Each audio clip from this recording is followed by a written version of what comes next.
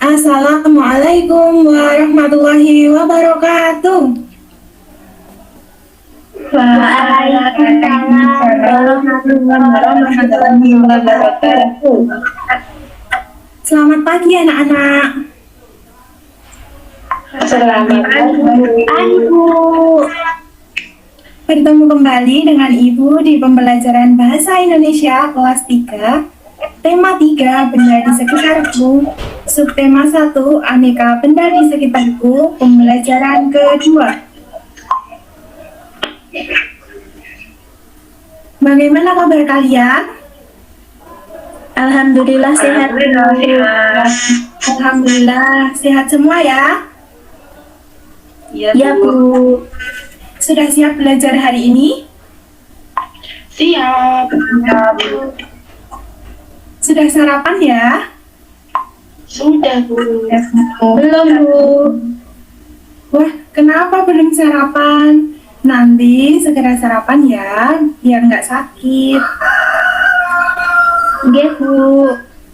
Iya, adakah yang tidak hadir hari ini? Coba dilihat teman-temannya ada yang kurang atau tidak. Hadir semua, Bu. Keren sekali kelas ini, semuanya semangat untuk mengikuti pembelajaran meskipun daring. Kita harus tetap semangat ya. Semoga keadaan segera membaik dan kita bisa belajar tatap muka secara langsung di sekolah ya. Buku dan alat tulisnya sudah disiapkan? Sudah, Bu. Sudah, Bu.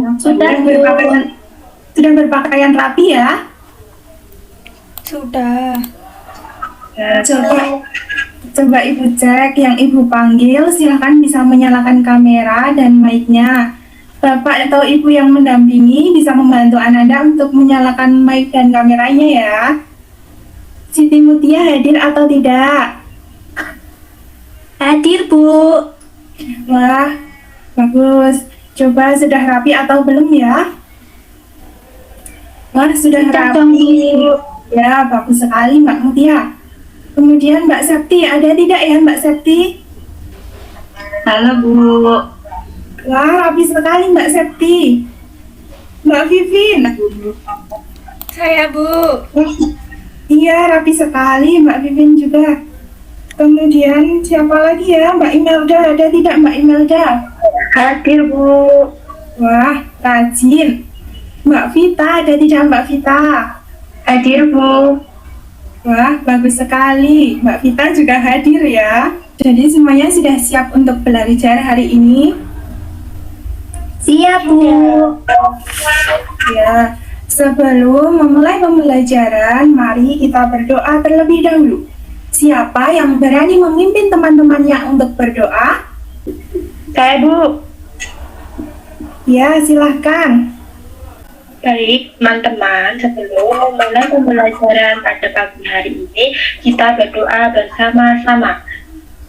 Bismillahirrahmanirrahim. Terima kasih kepada Mbak Imelda yang sudah berani memimpin teman-temannya untuk berdoa. Semoga dengan doa, pembelajaran kita hari ini dapat berjalan lancar dan apa yang kita pelajari dapat mudah kita terima dan kita pahami. Biar lebih bersemangat, kita bernyanyi terlebih dahulu. Hari ini kita menyanyikan lagu Garuda Pancasila. Silahkan anak-anak bisa on mic.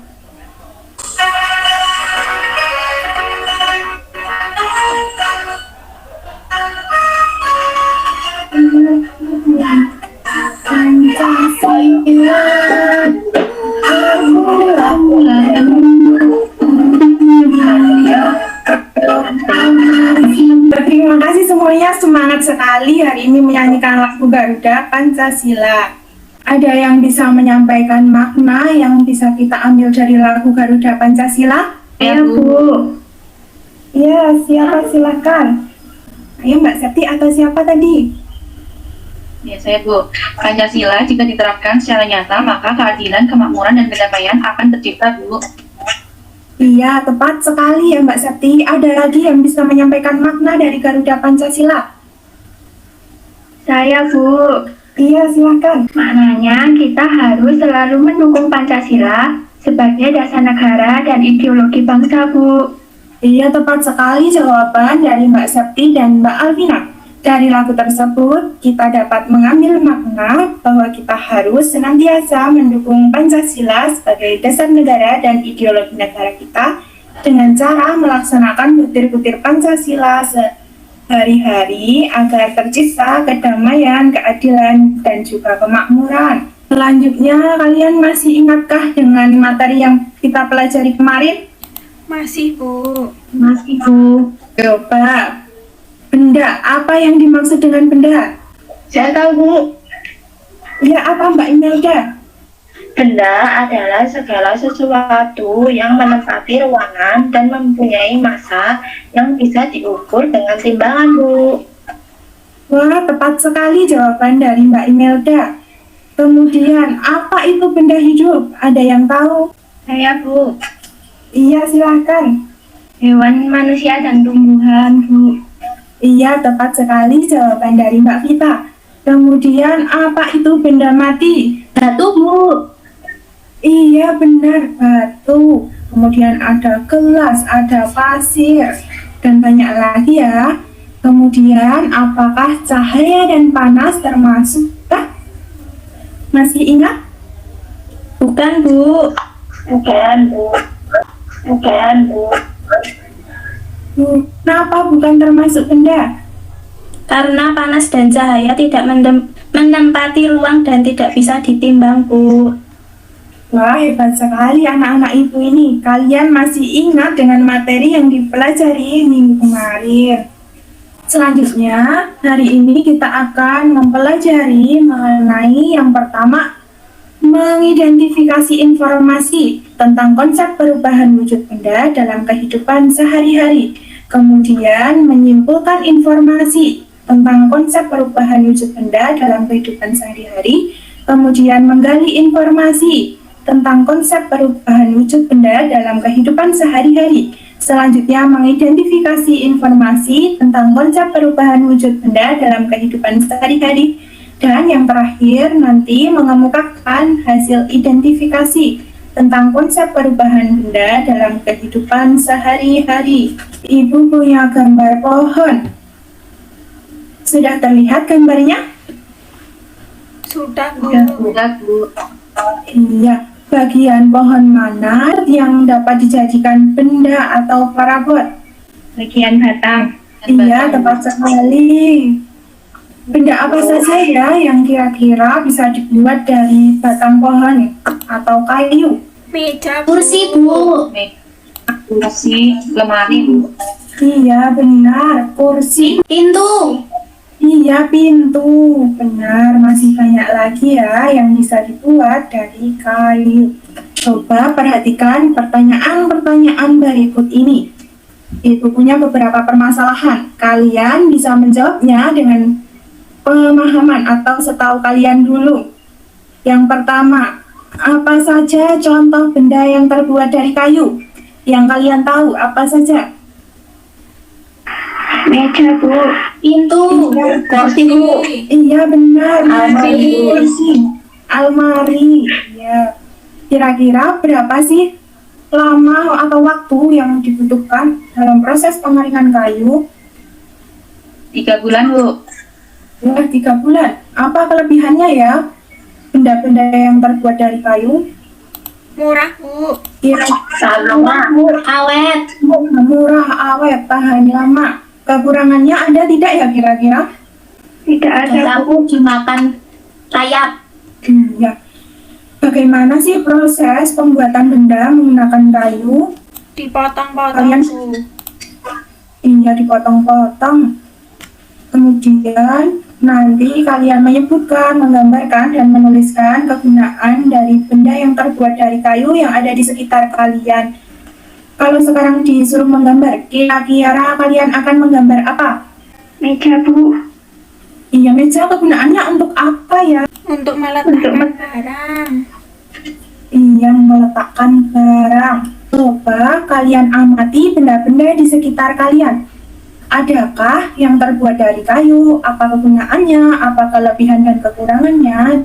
Coba nanti kalian gambarkan ya. Selanjutnya Ibu punya teks bacaan tentang benda terbuat dari kayu yang mungkin dapat membantu kalian dalam memecahkan masalah tadi.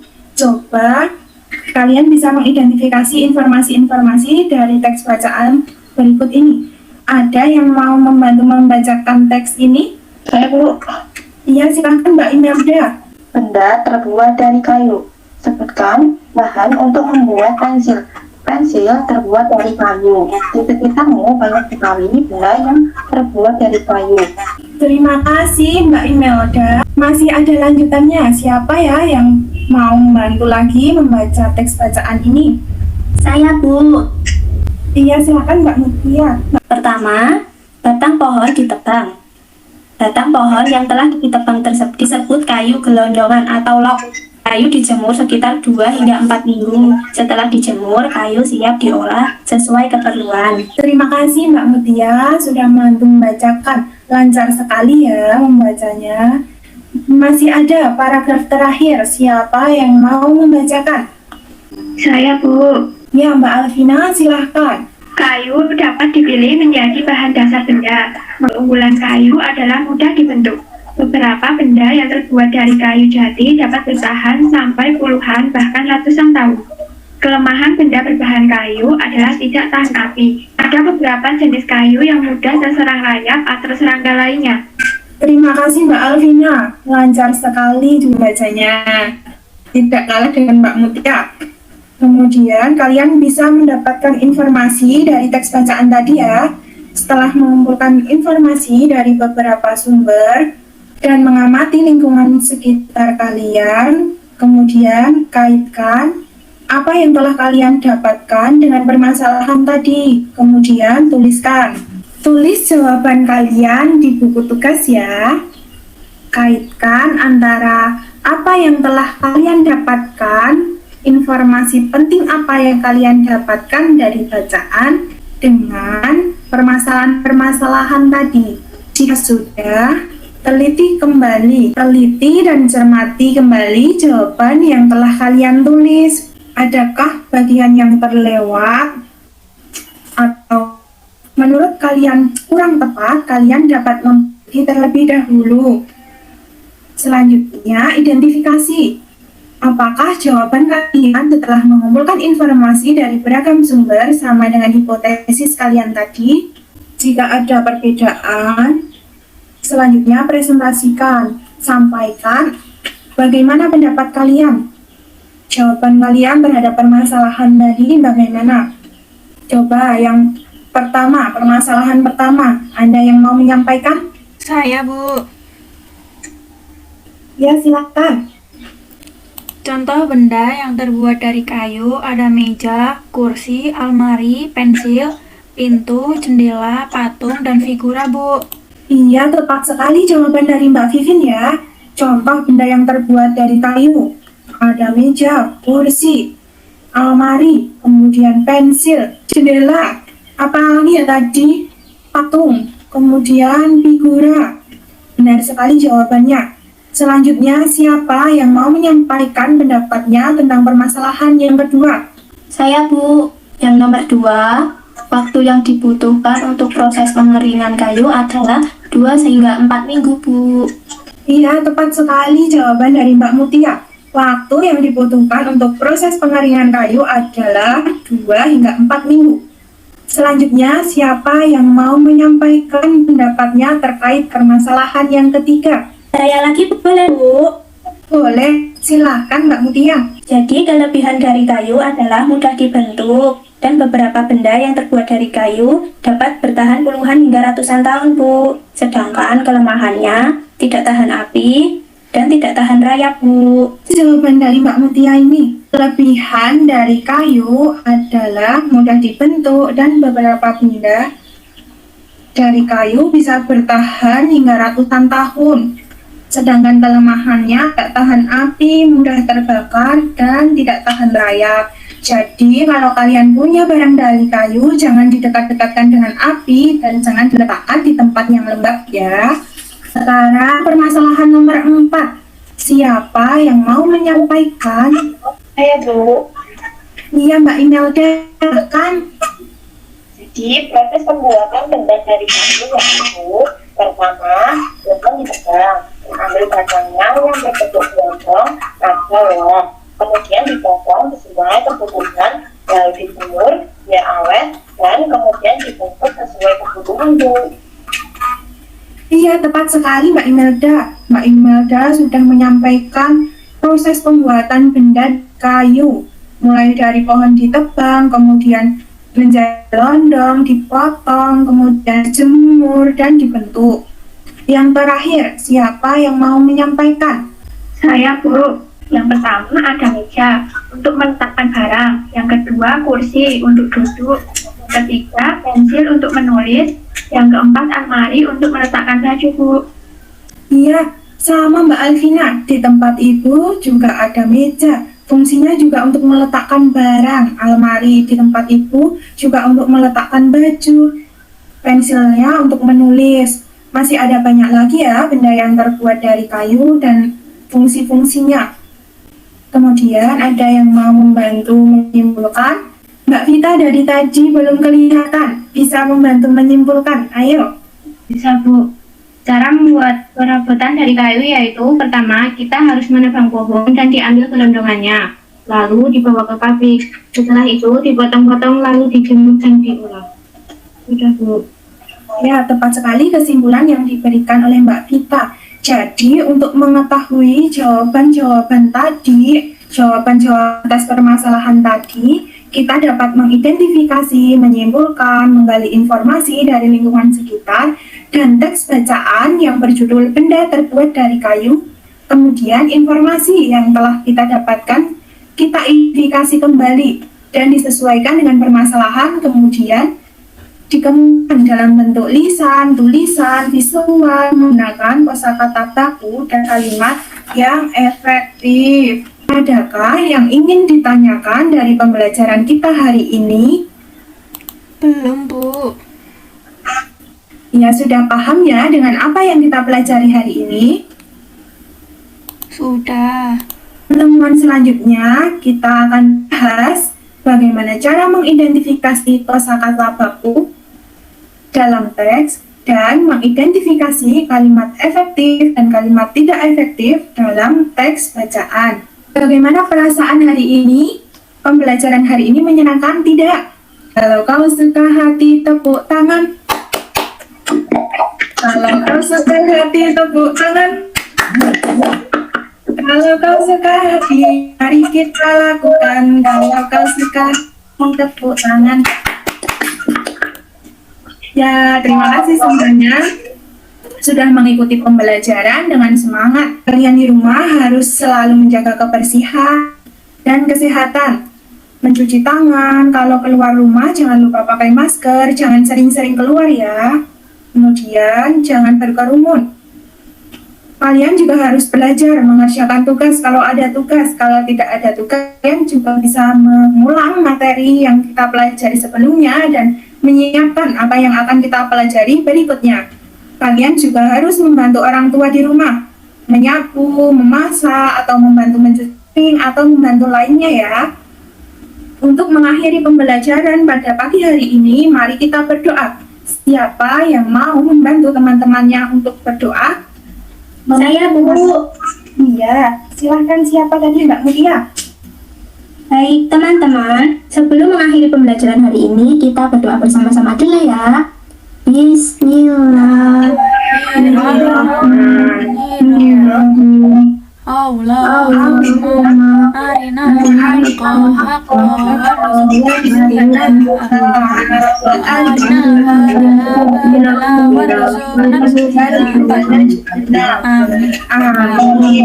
Semoga apa yang kita pelajari hari ini dapat bermanfaat untuk kita semua. Sampai jumpa di pertemuan berikutnya. Terima kasih sudah mengikuti pembelajaran hari ini. Wassalamualaikum warahmatullahi wabarakatuh. Waalaikumsalam warahmatullahi wabarakatuh. Terima kasih Bu Ina.